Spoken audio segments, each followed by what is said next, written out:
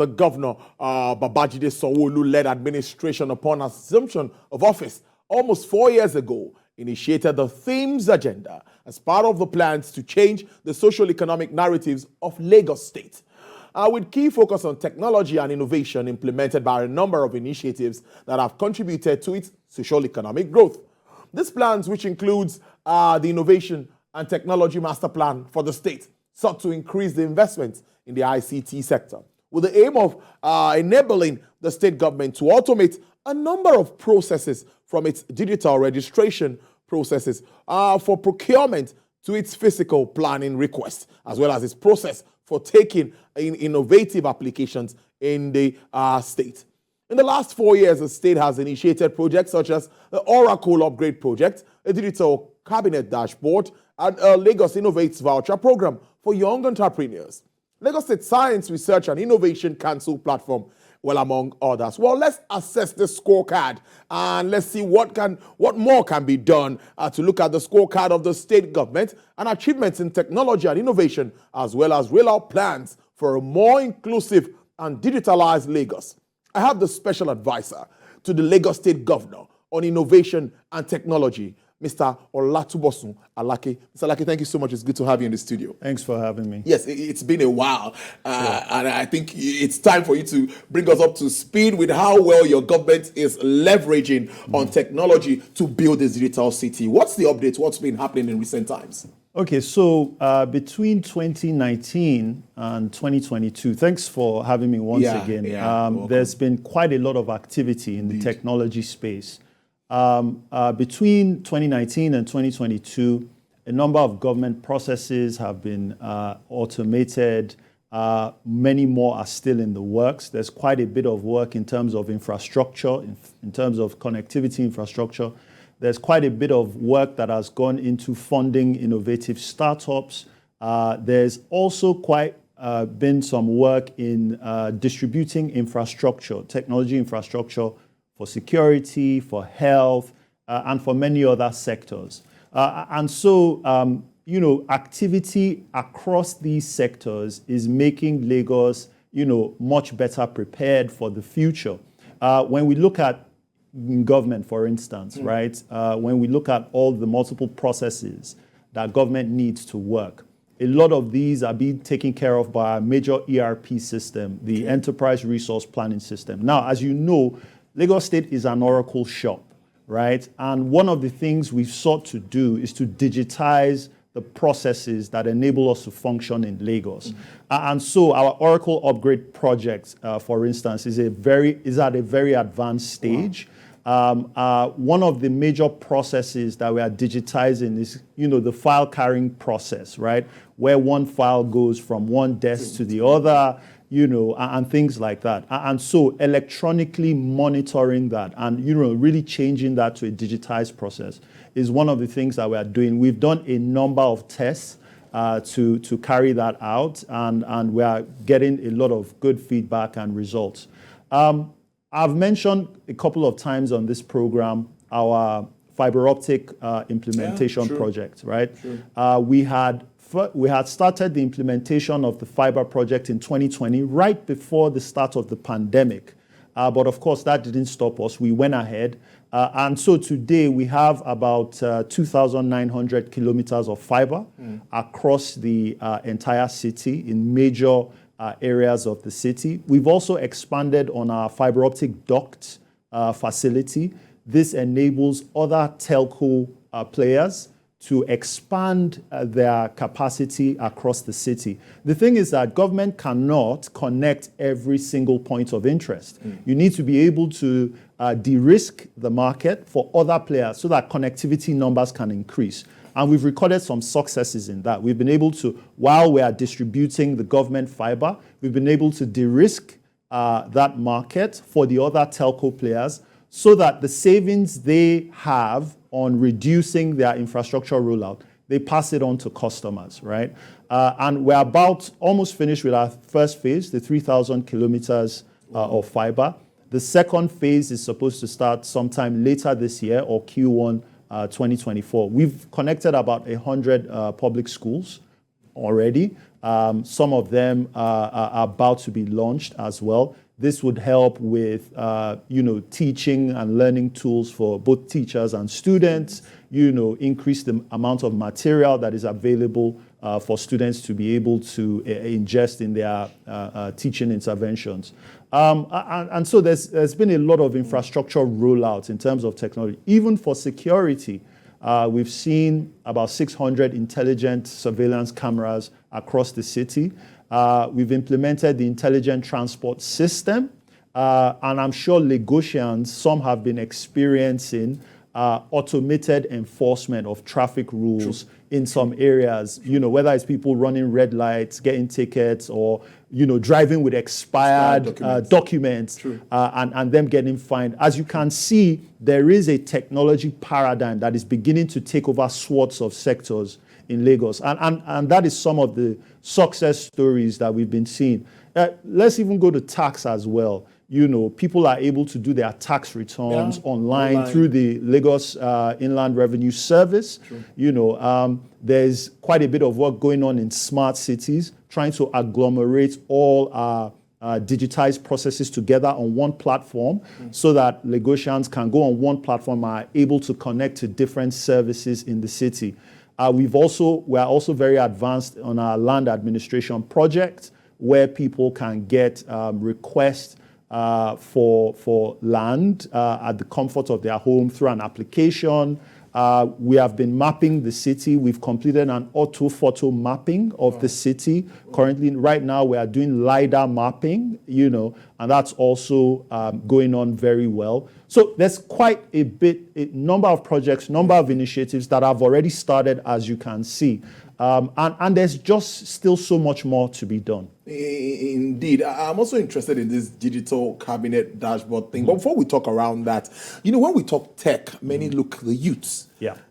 They really need to be included in all of your programs. So I'd like to ask, tell us about what you're doing to encourage young technology entrepreneurs. How can they get support from government? When the governor came in, we came in with the T.H.E.M.E.S agenda. And the T.H.E.M.E.S agenda critically looked at education and technology. And of course, this is a large plan. We cascaded the education and technology sector into the Innovation and Technology Masterplan. And there are multiple pillars of execution under that plan. One of the things that we sought to do was to provide infrastructure for young entrepreneurs that are seeking to build their innovative businesses. And one of the major projects, or one of the major initiatives that Lagos State has been implementing is the Lagos Innovates program that gives young entrepreneurs vouchers that they can use and redeem at innovation hubs across the city. Wow. The Lagos Innovates program has about 200 partner innovation hubs across the city that young entrepreneurs can use their resources, whether it's internet, electricity, to continually build their businesses. And so a number of young entrepreneurs have been able to get vouchers from Lagos Innovates. Lagos Innovates is run by the Lagos State Employment Trust Fund, and they've been running that program for the past 4 or 5 years. Another major implementation, and that I must say the governor himself took a personal stake in, was the Lagos State Science Research and Innovation Council. We ignited that council. It's a council made up of private sector and public sector professionals. Is to manage a fund that goes into innovative startups, and more importantly, research and development initiatives. I'm sure you remember in 2019 when the governor ignited the council with about 250 million. So far, we've spent more than $500 million on innovative startups across the city, more than 45 in number. Some of these startups include agri-tech startups that are innovating for agricultural companies. Some of them are fintechs. Some of them are construction tech companies. Some of them are med tech device companies. One of the companies we funded was a company called Shifa Tech. It's a non-electric ventilator. They actually won the UK Royal Academy of Engineering Prize in innovation in 2020. We funded an agri-tech startup, Farms to You. It's led by a woman. She just got accepted into the Catalyst Fund for greater levels of funding for her business because there's quite a tremendous amount of value in it. So there's been direct intervention, funding intervention into startups in Lagos since 2020. These startups have been creating value. They've created a number of jobs among them, and they are solving problems in Lagos. One of the goals was to use local solutions to solve local problems, and we see that a lot through our young, innovative startups. A key component of our implementations has also been research and development. It's not just important to use technology tools or to adopt technology tools to create problems. If you want to create value in an economy, you need to create technology. And that is what R&D really leads up to. And so this government has been aggressive with funding R&D with our universities. We partner with universities on experimentation, on invention initiatives, whether it's in artificial intelligence, trying to genome sequence new classes of viruses so that we are better prepared for the next pandemic, right? We have such initiatives with the University of Lagos, for instance, right? We also have other initiatives in medtech devices, whether it's ventilators. We actually got a patent in 2020 for a medtech device that was done by a multidisciplinary team of engineers and doctors in Unilag. It was a ventilator that is more attuned for the African environment, right? And so we think that creating economic value really is in research and development, experimentation, trying to solve problems with the available tools you have in your environment. And so we've been quite aggressive with that as well. At this point, as I'm speaking, we are funding about 50 R&D initiatives, right, across the 4 major universities, Unilag, LASU, Lagos State Science, University of Science and Technology, and Yaba College of Tech. So quite a bit in terms of funding young people, entrepreneurs, and creating value through research and development and experimentation. Interesting stuff. Now, but let's talk about FDIs now, because when you talk tech, you see all of the inflows to that space. So what are we able to attract in Lagos at the moment? So between 2019 and 2022, there's been upwards of $3.2 billion in venture capital investment into Lagos-based startups. As you would know, Lagos is the number 1 startup capital in Africa in terms of sheer number of startups, and of course, even in terms of venture funding interest, right? And so it will represent 2022, I think, 2021, Lagos-based startup raised about $1.7 billion, about 125% increase from 2019, right? And that is growing as well. In 2022, it was about $1.2 billion, depending on the matrices that you use. And so quite increasing level of venture investment into Lagos-based startups. In terms of infrastructure investments, when you look at data centers, for instance, between $1.5 and $1.7 billion of investment has come into Lagos between 2020 and 2022. And then about $300 million in civic infrastructure, so fiber optics, connectivity infrastructure, and things like that. So you're talking in infrastructure terms, in VC terms, you're going above $4 billion between 2019 and 2022 in that space alone. Now, we have not talked about other numbers, but those numbers I can give you with a certain level, or a level of certainty, right? Interesting stuff. I know we can do better. Well, let's talk about the pockets of criminal activities. I know you mentioned about 600 cameras and all of that. As we move towards the smart city plan and all of that, what more are we doing around innovation, sophistication? What are we doing around that space? We spoke about the smart city agenda, and multiple projects, multiple initiatives are being implemented. One, like I said, is the intelligent transport system, and one is also the intelligent security system. So we've been implementing and deploying intelligent surveillance cameras at points of interest in the city, right? This is supposed to aid in security implementation, help to make the jobs of first responders and security personnel much easier.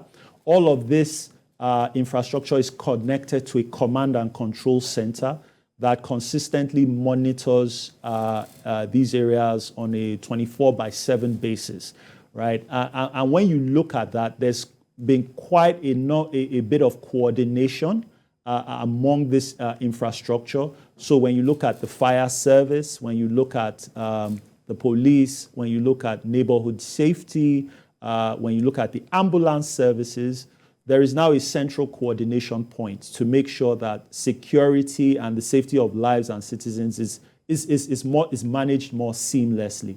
And so the intelligent security system has helped to make the police's job easier. And so when there's an incident in a place, security footage can help the police and neighborhood safety get a real-time assessment of what is on ground so that security implementation is much easier.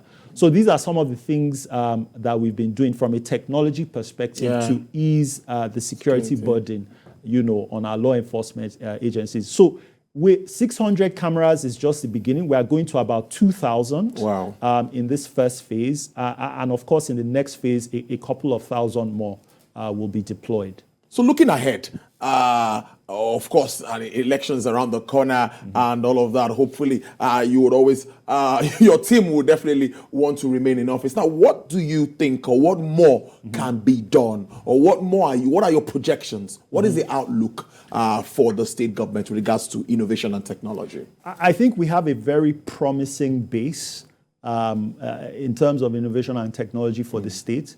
There are so many things we are doing now that I think we need to finish, right? When you look at research and development that I spoke about, there needs to be more that needs to go into research and development. And Governor Babajide Sanwo-Olu has committed to increasing R&D funding in the state and also increasing interventions to young entrepreneurs and startups, whether it's supporting specific industries like AI and blockchain, which hold promise in disrupting many industries, or whether it's really increasing the infrastructure available for young startups. The goal is for Lagos to be a hotbed of technology creation and innovation, right? And so the promise going forward is that the increase in the value chain of technology is much more acute for this government, and is something that the governor has committed to doing. So there's so much more that we are doing. For instance, the infrastructure that I mentioned, the 3,000 kilometers, we are going to 6,000. So there's a phase two that needs to continue this year. We are going to 2,000 intelligent surveillance cameras. We are increasing the intervention for intelligent transport support, or the intelligent transport system. We need to finish digitizing all of the processes. These are multi-year projects that require focused investment, right? The R&D as well, this needs to be increased so that we get more patents. In fact, we have a goal of doubling the amount of patents year on year that Nigeria produces. And with the increase in patents means that there's increase in value creation for Lagos State and Nigeria at large. We need to create centers of excellence that bring academia close to industry, right? Because you need applied research instances to go into academia. Academia needs to solve the problem of industry. So these are some of the things that already have started but need to be completed. And I think that's why I think the governor has shown his commitment to continue all of these initiatives.